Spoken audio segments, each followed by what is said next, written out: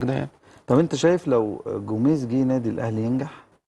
جوميز اه طبعا هو راجل كويس قوي يعني، بس هي برضو الدايره ما توقفش على حد معين، ما واحد تقفش في الناس واحد اللي بس موجودين، بس عايز مش واحد بس. كابتن اكرامي، مين الانسب لاداره النادي الاهلي الفتره القادمه؟ انا ما اعرفش السيفيات المتقدمه ايه. ده 56 سي في.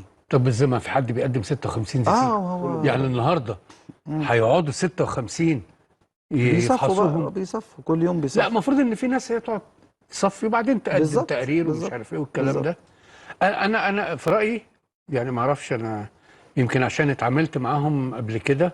الالمان مدربين هايلين والله بامانه كل يعني. سنه بيبقوا مرشحين وما يجوش.